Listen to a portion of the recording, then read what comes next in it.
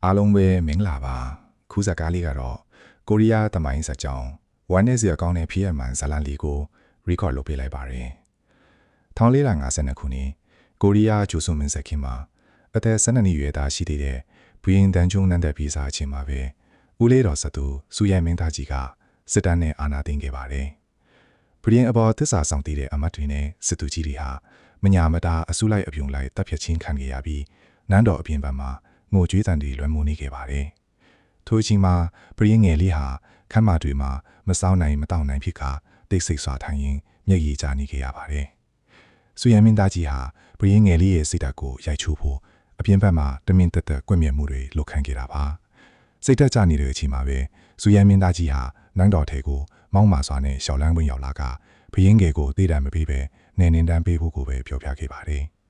ရွာသားတွေတောတွင်းမှာတမင်လိုက်လံအမဲလိုက်နေတဲ့ရွာတရွာကြီးပြောင်းသွားပါတယ်။ဤနေရာမှာရွာလူကြီးဟုံတို့နဲ့သူ့ရဲ့သားတဲဆန်တို့ဟာအမဲလိုက်ထနေကြပါတယ်။အမဲလိုက်နေတော့ဟုံတို့ကအဖွဲနဲ့လူကွဲသွားပြီးတမင်တစ်ကောင်ကိုတွေ့ခဲ့တယ်။သို့တော့သူများနဲ့မပြေခင်ပါရင်ကြားတစ်ကောင်ရွတ်တရက်ပေါ်လာပြီးတမင်ကိုချက်ချင်းအပိုင်းစီလိုက်ပါတယ်။ထိုကြားကဟုံတို့ရှိနေလာကိုတတိပြုမိသွားလို့ဟုံတို့လည်းထိုင်လန့်တကြားထမ်းပြေးခဲ့ရတယ်။သူအသက်ဘေးကလွတ်ခဲ့ပြီးမှတန်ရာရသွားခဲ့ပါတယ်။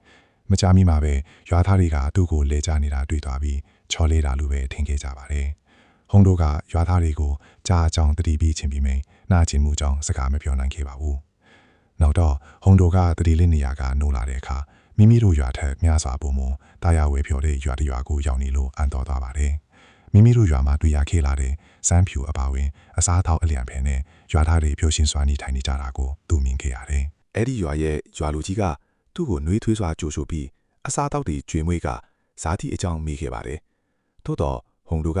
မိမိကတမင်လိုက်ရင်သူတို့မသိရဲ့ရွာတရွာကလာတာလို့ပြောပြတော့သူတို့အံ့ဩသွားကြပါတယ်။ထို့ရွာမှာရွာလူကြီးသားရဲ့မွေးနေ့ပွဲကျင်းပနေတာကိုသိရတဲ့အခါဟုံတို့က၎င်းတို့ဘဝနဲ့မိမိဘဝကြားကကြီးမားလာတဲ့ခွာခြားချက်ကိုမြင်ပြီးဘူ၍ပင်အံ့ဩသွားရပါတယ်။ရွာလူကြီးက၎င်းတို့ရွာရဲ့တာယာဝယ်ပြောမှုဟာဟန်ရန်မျိုးကနေဤရွာကိုပြင်းနှင်းတန်ပေးခံရတဲ့ဝင်ကြီးတို့ဦးကြောင့်ဖြစ်ကြောင်းရှင်းပြပါတယ်။အစပိုင်းမှာဆက်ဆံရေးစိုးခဲ့ပေမဲ့နောက်ပိုင်းမှာထိုဝင်ကြီးကပြန်လည်နေရရကနောက်ပိုင်းမှာတော့အစားအစာတွေထောက်ပံ့တော့ကလေးတွေကိုစားတင်ပေးတာနဲ့ကူညီပေးခဲ့တာလို့ပြောပါတယ်။အချို့ကလေးတွေကိုပညာဆက်တင်ဖို့မြို့အထိခေါ်သွားခဲ့လို့နောက်ပိုင်းမှာရွာကိုတိုးတက်စီးပင်စေခဲ့တာပါ။ထိုเจ้าကိုကြားရပြီးတော့ဟုံတို့ကမိမိရွာကိုပြန်လာပြီးအရာအလုံးကိုပြောပြခဲ့ပါတယ်။မကြသေးမီကဘရင်တပါနန်းချခံထားရလို့ဝင်ကြီးအချို့ပြင်းနှင်းတန်ခရနိုင်ကြီးရှိကြောင်းလေသူကပြောပြတယ်။မိမိတို့ရွာကိုလည်းထိုကဲ့သို့တာယာဝဲပြောမှုမျိုးရရှိစေကိုအတွက်ပြင်းနှင်းတန်ခရသူတွေကိုမိမိတို့ရွာကြီးခေါ်လာဖို့သူကအဆိုပြုခဲ့ပါတယ်။ထို့တော်လည်းရွာသားတွေကဒါကိုတန်တရားဖြစ်ပြီးဘုံကြီးချေပြောတာလို့ယူဆကြတယ်။ရွာသားတွေကိုယုံကြည်စေဖို့ဟုံတို့ကထိုတာယာဝဲပြောတဲ့ရွာရဲ့လူနေမှုဘဝအထူးသဖြင့်၎င်းတို့မိဆန်းခေလာတဲ့စမ်းဖြူလိုအစားတောက်တွေအကြောင်းပုံဖော်ပြောပြတယ်လေ။ထိုပုံပြင်ကကလေးတွေကိုစတင်စိတ်ကူးရင်စေပြီးအလိုရှိလာစေခဲ့ပါတယ်။နောက်ဆုံးမှာဟုံတို့ကတနည်းမှာ၎င်းတို့လည်းပုံမိုကောင်းမွန်စွာနေထိုင်နိုင်ရမယ်လို့ကတိပေးခဲ့ပါတယ်။မကြာမီမှာဟုံတို့ကပြင်းနှင်းတန်ပေးမဲ့အကြောင်းသတင်းအချက်လက်ရှာဖို့အစိုးရရုံးကိုတွားခဲ့ပါတယ်။လန်ခီမှာသူဟာမိမိကိုတန်တရားဝင်နေလေရခင်ရွာရဲ့ရွာလူကြီးနဲ့ပြန်ဆုံခဲ့ပါတယ်။သို့တော့ဟုံတို့ကလင်းညာဖြောပြီးချက်ချင်းထလာခဲ့ပေမဲ့သူ့နောက်ကိုတိတ်တဆိနှောက်ရောင်ခံလိုက်လာတာကိုတော့သူမသိခဲ့ပါဘူး။ထို့နောက်နေဦးသားကဘယင်ခန်းစီကုံနဲ့တွေ့ခဲ့ကြပါတယ်။သူတို့ပြောတာကိုစဉ်းစားပြီးနောက်မှာဘယင်ခန်းကပြင်းနှင်းတန်ခံရသူကိုအခြားရွာသို့ပို့သူဆုံးဖြတ်ခဲ့ပါတယ်။ဟုံတို့ကချက်ချင်းငင်းဆန်ပြီးထိုးသူကိုမိမိတို့ရွာစီပို့သူအတန်ကျဲကျဲနဲ့တောင်းဆိုကယုံရင်ဆန်ခက်သိစေခဲ့ပါတယ်။ထိုယုံရင်ဆန်ခတ်မှုကဇလန်အစားမှပြသခဲ့တဲ့ဝင်ကြီးဟန်မြောင်ကြီးအာယုံဆိုင်မှုကိုဆွဲဆောင်နိုင်ခဲ့ပါတယ်။သူကအပြင်းထွက်လာပြီးအခြေအနေကိုနားလည်သွားပြီးနောက်ဟုံတို့ကဘာလို့ထိုပြီးနေတန်ခံရသူကိုအလွန်အမင်းအလို့ရှိနေရတာလဲလို့မေးခဲ့ပါတယ်။ထို့နောက်ဟုံတို့ကမြေပုံကိုပြသရင်ချင်းသွေးများတာပြင်းထန်တဲ့ယာတိဥတုနဲ့လူမနေနိုင်လောက်အောင်ဆိုရတဲ့ရွာရဲ့အခြေအနေတွေကိုရှင်းပြခဲ့ပါတယ်။ထို့သောအခြေအနေကြောင့်မြေသူများအသက်ရှင်နိုင်မှာမဟုတ်လို့ပြီးနေတန်ခံရသူတွေကိုထိုနေရာကိုပဲပို့တင်ကြောင်းအကြောင်းပြချက်ပေးခဲ့ပါတယ်။အချိန်အတန်ကြာတော့ဟန်မြောင်းဟာအခြေအနေကိုအထီးဖြူဖို့ကိုယ်တိုင်နေရာကိုလိုက်လံကြည့်ရှုပါတယ်။ကိုယ်တိုင်မြင်ပြီးနောက်မှာတော့သူကသဘောတူခဲ့ပြီးပြီးနေတန်ခံဝင်ကြီးကိုဟုံတို့ရဲ့ရွာသို့ပို့ဖို့ဆုံးဖြတ်ခဲ့ပါတယ်။သို့တော့သူကဟုံတို့ကိုထိုဝင်ကြီးရဲ့အခြေအနေကိုပုံမှန်အစီရင်ခံစာတင်ရမယ်ဆိုတဲ့စီကံချက်ပေးခဲ့ပြီးအပြန်လန်းအနေနဲ့သူကဆူလာကိုရမှထူပါတယ်။ နန်းတော်ထဲမှာရှိနေစေဖြစ်တဲ့တန်ကျုံကိုမြင်ရပါတယ်။သို့တော့မကြမီမှာလည်းပြည်နှင်တန်ပေးခံရမဲ့သူဟာသူ့ဖြစ်ကြောင်းပေါ်ပေါက်လာပါတယ်။စစ်သားတွေရောက်လာပြီးသူ့ကိုအပြင်ခေါ်ကပြည်နှင်တန်ပေးရမဲ့နေရာဖြစ်တဲ့ဝဲလန်ခေါင်တီရဲ့ရွာစီလိုက်ပါပို့ဆောင်ခဲ့ကြပါတယ်။အခြားတစ်ဖက်မှာတော့ဟုံဒိုနဲ့ရွာသားတွေဟာရောက်လာမဲ့သူကဝင်းကြီးတူလို့ထင်ထားကြလို့ကြိုဆိုဖို့ပြင်ဆင်နေကြပြီဖြစ်ပါတယ်။မကြမီမှာစစ်သားတွေအခွဲကဝေါ်ရင်နဲ့တန်ကျုံကိုထည့်လာခဲ့တယ်။သို့တော့ရွာသားတွေကအထဲမှာမြေသူရှိနေလဲဆိုလားရှင်းရှင်းလင်းလင်းမမြင်ကြရပါဘူး။ထို့နောက်လန်ခွေးကြီးကိုမန်ဝိုနဲ့ဟုံဒိုမောင်းနေတဲ့ဖောင်တစင်းနဲ့ဆက်သွားခဲ့ပါတယ်။သို့တော့မြစ်ကိုဖြတ်တုံးဖောင်ကားကြောင်ဆောင်တစ်ခုနဲ့ညီကီဖောင်မှာချီထားတဲ့ကြိုးတွေပြက်ကနောက်ဆုံးမှာတော့ဖောင်လဲပျက်စီးသွားခဲ့ပါတယ်။တန်ကျုံကရေထဲပြူချသွားလို့လူတိုင်းထိတ်လန့်ကုန်ကြီးသူ့ကိုလိုက်ရှာခဲ့ကြပါတယ်။ခဏအကြာမှာတော့တန်ကျုံကရေမြင့်နဲ့ပြင်းပေါ်ပြန်တက်လာခဲ့တယ်။ အခြားတစ်နေရာမှာတော့ဟန်နောင်ကိုသူ့ရဲ့လက်အောက်ငယ်သားတွေနဲ့အတူမြင်တွေ့ရပါတယ်။သူကတန်ကျုံဟာထိုကဲ့သို့သောစိတ်ငြိမ်အထီးကျန်ရာနေရာမျိုးမှာကြာအသက်ရှင်နိုင်မှာမဟုတ်ဘူးလို့ပြောပါတယ်။ထို့တော့သူစိုးရင်ရတဲ့အချက်တစ်ချက်ရှိနေတယ်။မင်းသားကွမ်ဆွန်ဟာတက်ရှိထင်ရှားရှိနေစေဖြစ်ပါတယ်။သူကတန်ကျုံကိုကူညီပြီးပုံကံမှုကိုလုံဆော်ဖေးမှာကိုသူကစိုးရင်နေတာပါ။သူထင်တဲ့အတိုင်းပဲအခြားတစ်ဖက်မှာကွမ်ဆွန်ကသူ့ရဲ့နောက်လိုက်တွေနဲ့အတူပုံကံမှုအစီရင်ကိုစတင်ရေးဆွဲနေပြီဖြစ်ပါတယ်။နောက်တစ်နေ့မှာဟုံကအပြင်ကနေထမင်းစားဖို့ခေါ်ကအစားအစာတွေနဲ့ရောက်လာပါတယ်။သို့တော့တန်ကျုံကစိတ်တန်ရာနဲ့ဆုံးရှုံးမှုတွေမှာနေမြုပ်နေစေမှုအစားစားဖို့ကိုညှင်းခဲ့ပါတယ်။မန်ဝိုကအခြေအနေကိုထိန်းဖို့ကြိုးစားပြီးဟုံတို့ကိုထွက်သွားဖို့တောင်းဆိုပါတယ်။သို့တော့တန်ကျုံအစားစားခြင်းရှိမရှိအစီရင်ခံရမှုသူကညှင်းဆန်ခဲ့ပါတယ်။အဲ့ချိန်မှာပဲစိတ်လိုက်မှန်ပါသေးသွားတဲ့တန်ကျုံကနောက်ဆုံးအော်ဟစ်ပြီးသူ့ကိုထွက်သွားခိုင်းခဲ့ပါတယ်။ဟုံတို့ဟာအပြင်ဘက်မှာထိုင်နေရင်အစားအစာတွေကိုငေးကြည့်ကနောက်ဆုံးမှာကိုယ်တိုင်စားထောက်ပေးလိုက်ပါတယ်။မန်ဝိုမြင်သွားတော့သူကထိတ်လန့်သွားပြီးအစားအစာတွေပိုးကောင်တွေရှိလို့တန်ရှင်းကြီးလုပ်ဖို့ကြိုးစားတာလို့အကြောင်းပြခဲ့ပါတယ်။ထို့နောက်သူကစစ်သားတွေဘရင်ခံစီကီယုံတို့နဲ့တွေ့ခဲ့ပြီး၎င်းတို့ကတန်ကျုံရဲ့အခြေအနေကိုတလားရင်နေချိန်ပုံမှန်အစီရင်ခံတင်ဖို့တတိပေးခဲ့ပါတယ်။အခြားတစ်ဖက်မှာတော့ဟုံတို့ရဲ့သားတိုင်ဆန်ကအရာရှိတွေရဲ့စကားဝိုင်းကိုမတော်တဆချောင်းနားထောင်ခဲ့ရပါတယ်။ထို့မှတစ်ဆင့်ဖီးနှင်းတန်ခံရသူကဝင်ကြီးမဟုတ်ပဲဘရင်တစ်ပါးဖြစ်ကြောင်းသိသွားပြီးရွာကိုချက်ချင်းပြန်ကအရာအလုံးပြောပြခဲ့ပါတယ်။ထောက်ခံသူတွေကိုနှိမ့်ဆက်ညင်းပန်းတက်ပြက်ခဲ့ကြောင်းတိုင်ဆန်ကဖွင့်ဟောပြောလိုက်လို့ရွာသားတွေစတင်ကြောက်ရွံ့လာကြပါတယ်။မိမိတို့အပေါ်ကြားရောက်လိုက်တဲ့ကမ်းခြေမှာကို၎င်းတို့တွေးကြောင်မိကုန်ကြပါတယ်။ သို့တော်လည်းဟွန်ဒိုကသူတို့ကိုအနောင်ကကာကွယ်ပေးဖို့ကတိပြုထားပြီးဆုလာပလဲရမှခေချောင်းပြိုက၎င်းတို့ကိုစိတ်အေးနေဖို့ပြောခဲ့ပါတယ်။သို့တော်ညလည်းမိမိတို့ခေါ်လာသူကဘရင်တစ်ပါးဖြစ်နေကြောင်းသိရလို့ရွာသားတွေမှာအံ့ဩနေစေပါပဲ။ညအချိန်မှာတန်ကျုံကအိတ်ဖို့ကြိုးစားပြီးမယ်။နှိမ့်ဆက်ညင်ပန်းတပ်ဖက်ခံခဲ့ရတဲ့သူ့ရဲ့နောက်လိုက်တွေအော်ဟစ်တန်တွေနဲ့အတိရဲ့အရေးဆိုးတွေလာချောက်လန့်နေလို့လန်နိုးလာပါတယ်။အခြားတစ်ဖက်မှာဟွန်ဒိုကတောင်ကုန်းတစ်ခုပေါ်သွားပြီးမိမိကိုမိမိနောင်တရတဲ့အကြောင်းဒီကိုအော်ဟစ်ပြောဆိုကတယောက်တည်းအော်ဟစ်နေပါတယ်။သူဟာတရားဝပိုးမှုအစားပြဿနာတွေကိုပဲယူလာမယ်။ပြင်းနှင်တန်းခံရသူကိုမိမိရွာကိုခေါ်လာမိခြင်းဟာအမားတစ်ခုလိုသူခံစားနေရပါတယ်။ရုတ်တရက်ပဲသူစကားပြောနေရင်၆ခန်းပါအဆုံးမှာမတက်ရနေတဲ့တန်ကျုံကိုမြင်လိုက်ရတယ်။ဟွန်ဒိုကသူအော်ပြောနေတာကိုနိုဆန်မင်းသားကြားသွားပြီးထင်ပြီးဒူးထောက်အယိုတီပေးကတောင်းပန်ခဲ့ပါတယ်။အိမ်တော်မှာမင်းသားက၆ခန်းပါနားကိုတိုးသွားနေလို့ဟွန်ဒိုကထိုနေရာဟာအလွန်အန္တရာယ်များကြောင်းတတိပေးကသူ့ကိုတားဖို့ကြိုးစားခဲ့ပါတယ်။သို့တော်လည်းတန်ကျုံရဲ့မျက်နှာဟာဝမ်းနည်းမှုတွေနဲ့ပြင်းထန်နေပြီးတောင်အောက်ကိုခုန်ချခဲ့ပါတယ်။ကံကောင်းထောင်းမစွာနဲ့ဟွန်ဒိုကသူ့ရဲ့လက်ကိုအချိန်မီဖန်ဆွဲနိုင်ခဲ့ပြီးအပေါ်ပြန်ဆွဲတင်ဖို့ကြိုးစားခဲ့ပါတယ်။တန်ကျုံကအသက်ရှင်လို့စီကုံဆုံးတော့ကသူ့ကိုလွတ်ပေးဖို့တောင်းဆိုခဲ့ပါတယ်။သို့တော်လည်းအကယ်၍တန်ကျုံသေဆုံးသွားရင်ရွာသားအလုံးတက်ဖြတ်ခံရနေတာမို့ဟွန်ဒိုကညှိဆန်ခဲ့ပါတယ်။ နောက်တစ်နေ့မှာဟုံဒိုကအစိုးရရုံးကိုတွားပြီးတန်ကျုံကသူ့ကိုယ်သူအဆုံးစီရင်ဖို့စူးစမ်းခဲ့ပြီးမိမိကကဲလိုက်နိုင်ခဲ့ကြောင်းအစီရင်ခံခဲ့တယ်။ထို့နောက်တိုင်ဆန်းကအစားအစာတွေကိုယူပြီးတန်ကျုံထံလာတွေ့ကသူ့ကိုကျွေးဖို့စူးစမ်းခဲ့ပါတယ်။သို့တော့တန်ကျုံကအစားစားဖို့ထပ်မံငင်းခဲ့ပြန်ပါတယ်။တိုင်ဆန်းကနှွေးထွေးတဲ့စကားလုံးတွေနဲ့သူ့ကိုနစ်သိမ့်ဖို့စူးစမ်းပေမယ့်မန်ဝိုကသူဟာဘရင်ကဘာနဲ့စကားပြောနေတာဖြစ်ကြောင်းစကားပြောဆင်ခြင်ဖို့ပြောဆိုကသူ့ကိုချက်ချင်းတတိပေးတာမိထဲပါတယ်။တိုင်ဆန်းပြန်လဲအထက်မှာတန်ကျုံက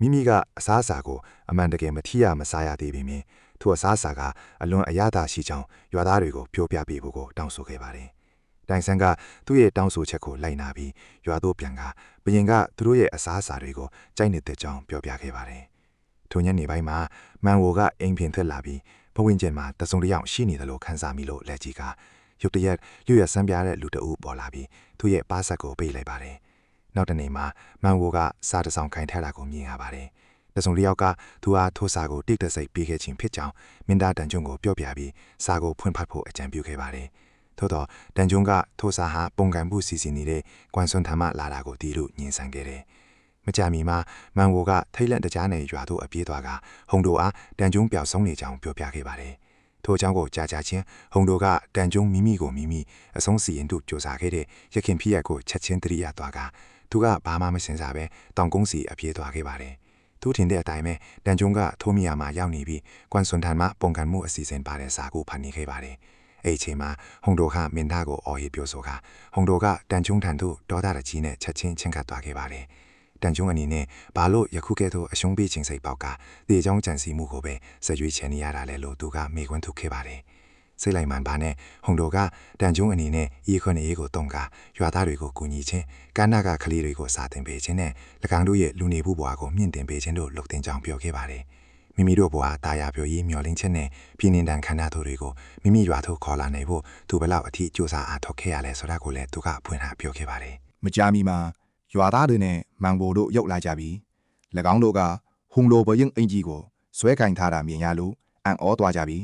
သူ့ကိုလွှတ်ပေးဖို့ချက်ချင်းတတိပေးခဲ့ကြရပါတယ်။သို့သောကြားတကောင်ရုတ်တရက်ပေါ်လာပြီးအကုန်လုံးလန့်သွားကအခြေအနေကချက်ချင်းပြောင်းသွားခဲ့ပါတယ်။လူတိုင်းလည်းထိတ်လန့်ကုန်ကြပြီးဘာမှမယုံနိုင်ဖြစ်ကုန်ကြပါတယ်။အဲ့ဒီမှာပဲတိုင်ဆန်းကမြားနဲ့ပြန်ခုခံဖို့ကြိုးစားပြီးမြဲကြောက်တုံးနဲ့တိုက်မိပြီးလဲချသွားချိန်မှာဟုံတော်ကကြားကို၆လှမ်းပါတယ်။ထိုရည်ကြီးတဲ့ချိန်မှာတန်ကြုံကလဲကိုယူကကြားရဲ့အာယုံကိုဆွဲဆောင်လိုက်ပါတယ်။အဲ့ဒီချိန်မှာပဲကြားကသူ့ထံသို့ခုံအုပ်လာတဲ့အခါတန်ကြုံကတီငင်းစွာနဲ့ညားကိုပြစ်မှတ်တက်တဲ့ကိုပြစ်လွတ်လိုက်ပါတယ်။ညားကကြားကိုထိမှန်သွားပြီး၆ကန်းပါအောက်ကိုကျသွားခဲ့ပြီးအားလုံးဘေးကင်းခဲ့ပါတယ်။လူတိုင်းကသူ့ရဲ့တတိကိုမြင်ပြီးအန်အောတင်ကတိတ်ဆိတ်သွားကြပါတယ်။ဒီဖြစ်ရပြီးနောက်မှာဟုံတော်ကဘရင်ခ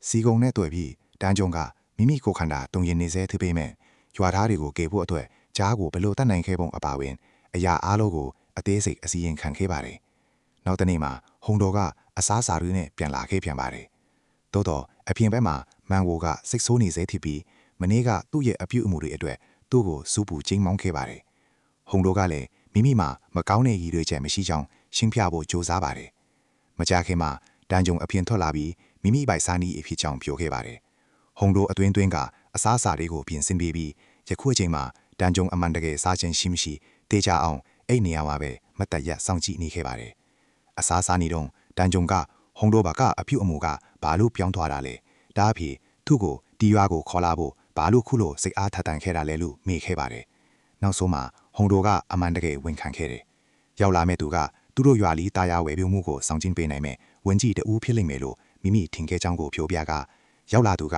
မှန်တကယ်မှာကြီးမားတဲ့ဆွန့်စားရမှုတွေကိုစောင့်ကြည့်ပေးမဲ့ဘရင်တပါဖြစ်နေကြောင်းသူကပြောပြပါတယ်။ထိုစကားကိုကြားတော့မင်းသားတန်ကြုံနဲ့မန်ဝိုတို့ကအနှဲငယ်ပြုံးလိုက်ကြပါတယ်။ပထမဆုံးအချိန်ခေတ်ပတ်ဝန်းကျင်လေတို့ကပုံမပေါ်ပါသွားခဲ့ပါတယ်။တန်ကြုံကပေးထားခဲ့အစားအစာကိုစတင်တန်ဖိုးထားစားတော့ကအရသာကိုချီကျူးပြီးမီဒူချက်ပြုတ်တလဲလို့မေးခဲ့ပါတယ်။ထို့နောက်ဟုံတို့ကရွာသို့ပြန်ကထိုချီကျူးစကားကိုရွာသားများထံလက်ဆင့်ကမ်းပြောပြခဲ့ပါတယ်။ချက်ပြုတ်ပေးခဲ့တဲ့ရွာသားတွေကိုတဦးချင်းစီပင်ထဲသွင်းပြောခဲ့လို့သူကရွာသူရွာသားတွေကိုပျော်ရွှင်ပြီးဂုဏ်ယူဝင့်ကြွားစေခဲ့ပါတယ်။မကြာမီမှာပဲပြင်ပကလူတစုရောက်လာကြက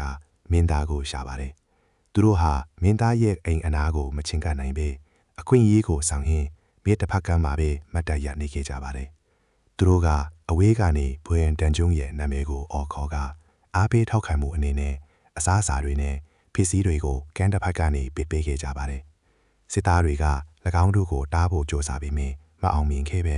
ထိုအထံကိုကြားရတဲ့တန်ကျုံကအပြင်ထွက်လာပြီးအရာအလုံးကိုအဝေးကလမ်းကြည့်နေခဲ့ရပါတယ်။အဲ့ဒီညပိုင်းမှာရွာသားတွေကမြစ်ထဲမှာမျောလာတဲ့ပစ္စည်းတွေကိုလိုက်ကောက်ကြပါတယ်။၎င်းတို့ကစူးစမ်းလိုစိတ်နဲ့အစားအစာတွေရဲ့ပါဝင်ပစ္စည်းတွေကိုစတင်စစ်ဆေးခဲ့ကြပါတယ်။သို့တော့ရွတ်တရက်မင်းသားတန်ကျုံနဲ့မန်ဝိုတို့ရောက်လာကြပြီးဟုံတို့ကမိမိတို့က အစားအစာတွေကိုမပေးခင်ဘေးကင်းမှုရှိမရှိသေချာအောင်စစ်ဆေးနေခြင်းသာဖြစ်ကြောင်းချက်ချင်းရှင်းပြခဲ့ပါတယ်။သို့တော့တန်ဂျုံကညှင်းဆန်ခဲ့ပြီးထိုအစားအစာတွေကရွာသားတွေဝတ်သားဖြစ်တဲ့ကြောင်းပြောကြားခဲ့ပါတယ် နောက်တစ်နေ့မှာတိုင်ဆန်းကကြီးမားတဲ့စိတ်အားထက်သန်မှုနဲ့တန်ကျုံထံသို့ပြန်သွားခဲ့ပါတယ်။သူကမိမိအားစာတင်ပေးဖို့တောင်းဆိုခဲ့ပြီးတိုင်းပြည်အတွက်ပြောင်းလဲမှုတွေဆောင်ကျဉ်ပေးနိုင်ဖို့အထိမျှော်လင့်ခဲ့ပါတယ်။ယခုအချိန်မှာတန်ကျုံကတောင်းဆိုချက်ကိုလက်ခံခဲ့ပါတယ်။ထိုအချိန်မှာစပြီးသူကတိုင်ဆန်းကိုနေ့စဉ်စာတင်ပေးခဲ့ပါတယ်။တဖြည်းဖြည်းနဲ့သူတို့ရဲ့ဆက်ဆံရေးကပိုမိုနီးကပ်လာပြီးတန်ကျုံကလည်းရွာသားတွေနဲ့စာတင်ရောနာကစကားပြောခြင်းရဲမောခြင်းနဲ့သူတို့နဲ့အတူရိုးရှင်းတဲ့လူနေမှုဘဝကိုခန်းစားလာရပါတယ်။ထိုရာအလုံးကိုမြင်ရလို့ဟုံတို့ကအလွန်ဝိုင်းမြောင်မိခဲ့ပါတယ်။သို့တော့ထိုပျော်ရွှင်မှုတွေရဲ့နောက်ွယ်မှာပฏิပတ်ခါတွေကပြန်ပြီးပေါ်လာခဲ့ပါတယ်။တနေ့မှာမင်းသားတန်ကျုံကပုံကံဖို့ဖိတ်ခေါ်ချက်ကိုညှင်းပယ်တဲ့အနေနဲ့ကွမ်စွန်ထမအစာကိုမိရှုဖျက်ဆီးပစ်လိုက်ပါတယ်။အခြားတစ်ဖက်မှာတော့ကွမ်စွန်ထမသူလျောတူကတရင်ရှာဖို့အတွက်ရွာထဲသို့တိတ်တဆိတ်ထိုးဖောက်ဝင်လာခဲ့တယ်။ဒါပေမဲ့သူရဲ့လုပ်ရက်ကိုဟန်နောင်းရဲ့လူတွေကတီးသွားလို့နောက်ဆုံးမှာသူကဖန်စီတပ်ဖြတ်ခြင်းခံခဲ့ရပါတယ်။မကြာမီမှာတိုင်ဆန်းကရွာကကလေးတွေရဲ့ပထမဆုံးစာရေးသားမှုရလဒ်တွေကိုယူပြီးတန်ကျုံထံတွေ့ခဲ့ပါတယ်။သူတို့ရဲ့တိုးတက်မှုကိုသူကပြသခြင်းခဲ့တာပါ။သို့တော့ဒီအချိန်မှာတည်းဘူရင်ခန်စီကွန်ကတန်ကျုံနေထိုင်ရပဝင်းကျင်မှာလုံခြုံရေးကိုတင်းကျပ်ဖို့အမိန့်ပေးလိုက်ပါတယ်။တန်တရားဖြစ်ခွဲမဲ့သူကိုမဆိုချက်ချင်းဖန်စီမှာဖြစ်ပါတယ်။ပြဿနာတွေဟာနောက်ဆက်တွဲထပ်ဖြစ်လာခဲ့ပါတယ်။ဟုံတို့ကတိုင်ဆန်းအဖမ်းခံလိုက်ရတဲ့တဲ့ရင်ကိုရခဲ့ပြီးသူကအ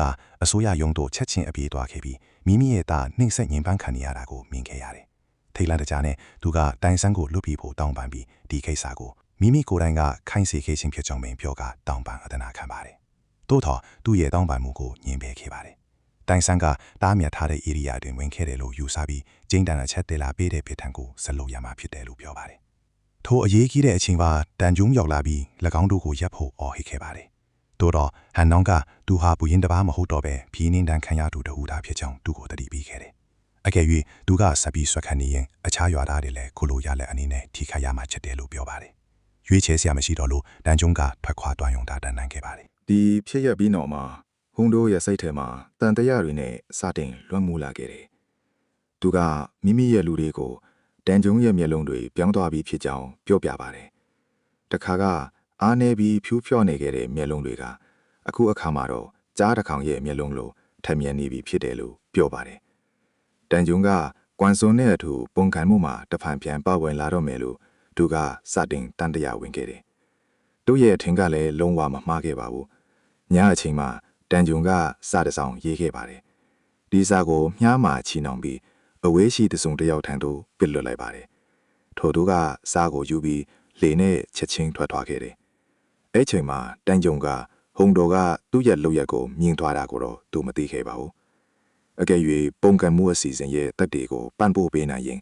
သူနဲ့သူ့မိသားစုလွတ်မြောက်မယ်ဟူသောဟန်နောင်ရဲ့စကားတွေကိုလည်းသူတတိယမိခဲ့ပါတယ်။အခြားတစ်ဖက်မှာကွမ်စွန်ကစာကိုလက်ခံရရှိခဲ့ပြီးနောက်မှာစာထဲမှာတန်ကျုံကပုံကံမှုကိုစာတင်ဖို့နောက်ဆုံးမှာတဘောတူညီချက်ပေးခဲ့တာဖြစ်ပါတယ် ။အဲ့ဒီနောက်မှာတော့တန်ကျုံကညအချိန်မှာသူ့ရဲ့ပြည်နှင်ထန်ခံရနေရမှာထွက်ခွာဖို့တိတ်တဆိတ်ပြင်ဆင်ခဲ့ပါတယ်။သို့တော့လန်ခုလောင်မှာဟုံတို့ကသူ့ကိုရင်ဆိုင်တားဆီးဖို့ကြိုးစားခဲ့ပါတယ်။တန်ကျုံကမိမိရဲ့လူတွေအတွက်တိုက်ပွဲဝင်ဖို့ထွက်ရမှာဖြစ်ကြောင်းပြပြထားတာပြောပါတယ်။နောက်ဆုံးမှာဟုံတို့ကအမှန်တရားကိုဖွင့်ဟော်ခဲ့တယ်။သူကဒီအချိန်တော့အတွင်းဟန်နောင်ထံကိုတိတ်တဆိတ်အစီရင်ခန်းစာပေးဖို့နေခဲ့ကြောင်းချပါတယ်။သူနဲ့ချန်ရှိနေတဲ့ရွာသားတွေကိုကေဟိုအတွက်သူထိုးထိုးလူဖို့ဖျားပေးခံခဲ့ရခြင်းချစ်တယ်လို့ပြောပါတယ်။ဒီအကြောင်းကိုကြားထိုးတဲ့တန်ကျုံကစိတ်မဆိုးခဲ့ပါဘူး။သူကဟုံတို့အားလူတိုင်းရဲ့ဘေးကင်းရေးအတွက်အမိန့်တွေကိုဆက်လုပ်ဖို့သာအပြန်လန်တောင်းဆိုခဲ့ပါတယ်။အဲ့နောက်မှာသူကတောအုပ်ထဲကိုတယောက်ထဲထွက်သွားခဲ့ပါတယ်။မောင်မိတ်နဲ့တောအလဲမှာတန်ကျုံကလမ်းနှစ်ခေါ်နဲ့ရင်ဆိုင်ခဲ့ရပြီးအဲ့ဒါကအသက်ရှင်ခြင်းနဲ့တည်ဆုံခြင်းအကြားရွေးချယ်မှုကိုကိုးစားပြုနေတယ်လို့ဖြစ်နေပါတယ်။မကြမီမှာဟုံတို့နောက်ကလိုက်ပါလာခဲ့တယ်။နောက်ဆုံးမှာသူကကူနီကိုဆုံးဖြတ်ခဲ့ပြီးသွားတဲ့လမ်းကြောင်းကိုပြသပေးခဲ့ပါတယ်။ခရီးစဉ်ရဲ့အဆုံးမှာကွမ်စွန်ရဲ့လူတွေကစောင့်နေပြီးတန်ကျုံကိုချက်ချင်းခေါ်သွားခဲ့ကြပါတယ်။သို့တော်လည်းအစီရင်ကအဆင်မပြေခဲ့ပါဘူး။ဟန်နောင်ရဲ့တပ်ဖွဲ့တွေဟာရုတ်တရက်ရောက်လာကြပြီးချက်ချင်းတိုက်ခိုက်ခဲ့ကြပါတယ်။မြားတွေကအယမျက်နှာအနှံကိုပြစ်လွတ်ချိန်မှာတန်ကျုံကိုထိခါနီဟုံတို့ကဝင်ကားပေးခဲ့ပါတယ်။အဲ့နောက်မှာမောင်မိုက်တဲ့တော်တွေမှာအာဒုံဝိုင်းခံနေရပါတယ်။ဟမ်ယောင်ကလည်းအရာအလုံးပြီးဆုံးသွားပြီဖြစ်ကြောင်းနဲ့တ တန်ဂျုံကပုံကန်မှုမှာပါဝင်တာဖြစ်လို့ဖြစ်တန်ကသူ့ကိုဤခံမှုချဆောင်ကြနေမှာဖြစ်ကြောင်းပြောခဲ့ပါတယ် တန်ဂျုံကဟုံဒိုရဲ့အသက်အန္တရာယ်ထိခိုက်မှစိုးရိမ်သည်သူကိုကဲဖို့တဲ့သူကဒေါသထွက်ဟန်ဆောင်ကဟုံဒိုအားဟန်နောင်းနဲ့ပူးပေါင်းဆောင်ရွက်ခဲ့တဲ့တစ္ဆာဖောက်သူဖြစ်တယ်လို့ဆွဆွဲကအော်ဟစ်ခဲ့ပါတယ်တန်ဂျုံကဟုံဒိုဟာဟန်နောင်းရဲ့ဘက်တော်သားဖြစ်တယ်လို့ယုံကြည်စေဖို့အတွက်အရာအားလုံးကိုသူလုပ်ခဲ့ခြင်းဖြစ်တယ်လို့ထပ်ဆိုလိုက်ပါတယ်အခြားတစ်ဖက်မှာတော့အချင်းအတော်ကြစောင့်နေခဲ့တဲ့ကွမ်ဆွန်ကတန်ဂျုံရောက်မလာတဲ့လို့စိတ်ပူကနောက်ဆုံးမှအပြင်ထွက်လာခဲ့တယ်။သို့တော့လူတွေ့ခဲ့သည်များကတေဆုံးနေတဲ့သူရဲ့နောက်လိုက်တွေသာဖြစ်ပြီးပုံခံမှုအစီအစဉ်ကြရှုံးသွားပြီးဖြစ်ကြောင်းသိသွားပါတယ်။မကြာမီမှကွမ်ဆွန်ဖန်စီခံရပြီးတေဒီအထီးအစိတ်တောက်ဖို့ဖိအားပေးခြင်းခံခဲ့ရပါတယ်။အဲနောက်မှာတော့တန်ဂျုံလည်းအခန်းတစ်ခုထဲမှာပိတ်လောင်ခံထားရပြီးအပြင်ဘက်မှာဟုံဒိုရောက်လာကသူ့ကိုတွေ့ဖို့လာခဲ့ပါတယ်။မန်ဝိုရဲ့အကူအညီနဲ့သူကတိတ်တဆိတ်မနိုင်ခဲ့ပြီးတန်ဂျုံနဲ့တွေ့တဲ့အခါမှာတော့ဟုံဒိုကသူ့ရဲ့အခြေအနေကိုမေ့ခဲ့ပါတယ်။တန်ဂျုံကခေါင်းကိုဖြည်းဖြည်းငိမ့်ပြပြီးနောက်တနေ့မှာမိမိကအစိတ်နဲ့ကွက်မြက်ခံရနိုင်ခြေရှိကြောင်းတည်ငြိမ်စွာပြောခဲ့ပါလေ။သို့တော့သူကထိုခဲ့သို့မတည်ချင်ခဲ့ပါဘူး။အဲဒါကြောင့်သူကဟုံဒိုထံတောင်းဆိုချက်တစ်ခုကိုလည်းတောင်းဆိုခဲ့တယ် နောက်တနေ့မှာတော့စစ်သားတွေရောက်လာပြီးတန်းကြုံအားတကားဖွင့်ဖို့တိုက်တွန်းကြပါတယ်။ရွာသားတွေကလည်းအပြင်ဘက်မှာစူမဲရောက်နေကြပြီးဘာဖြစ်လာမလဲဆိုတာစိုးရိမ်တကြီးစောင့်နေကြစဉ်ဟုံဒိုကရှေ့ထွက်လာပြီးတကားနားသို့ချင်းက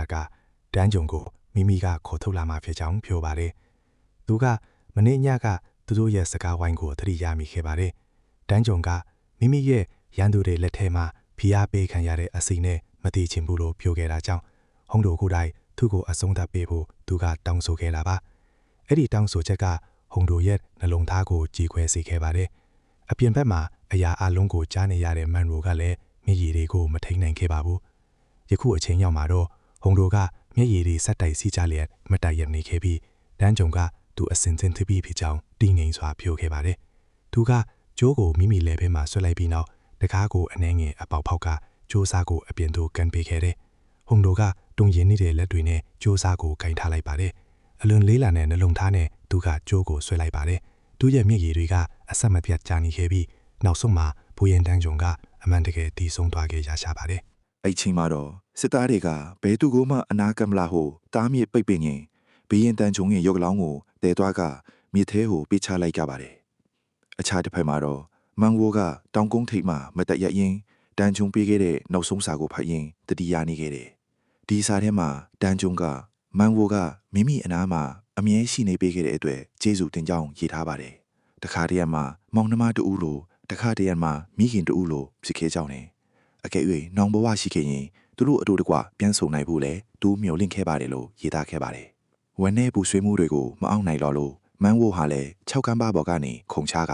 မိမိကိုမိမိအသက်အဆုံးစီရင်ဖို့ရွေးချယ်ခဲ့ပါတယ်။ထို့အတော့အတွင်းဟုံးတို့ကမျက်စီတို့တိတ်တဆိတ်ရောက်လာခဲ့ပြီးနောက်သူကဘရင်တန်ချုံရဲ့ရိုလောင်းကိုတွေ့ခဲ့ပြီးအတင်းအကျပ်ပွဲဖက်ငိုယူပြီးလေးစားမှုအပြည့်နဲ့ဖွဲ့ချပါလေ။သူကရိုအလောင်းကိုတက်ရှိထင်ရှားရှိနေစေဖြစ်တဲ့အတိုင်းဒီမြေရေကားကြောင့်တန်ချုံအလုံးအေးနေရမယ်ဖြစ်ကြောင်းနဲ့ပုံမိုးထိုက်တန်တဲ့နေရာတစ်ခုတို့ခေါ်ဆောင်သွားမှဖြစ်ကြောင်းပြောခဲ့ပါလေ။နေရာမှာမဲ့အာနာအလဲမှသစ္စာရှိမှုဆွလွတ်အနိနာခံမှုနဲ့လူသားဆန်မှုတို့အကြောင်းဇလန်တပုတ်ကိုညီကုန်းချုပ်လိုက်ပါတော့တယ်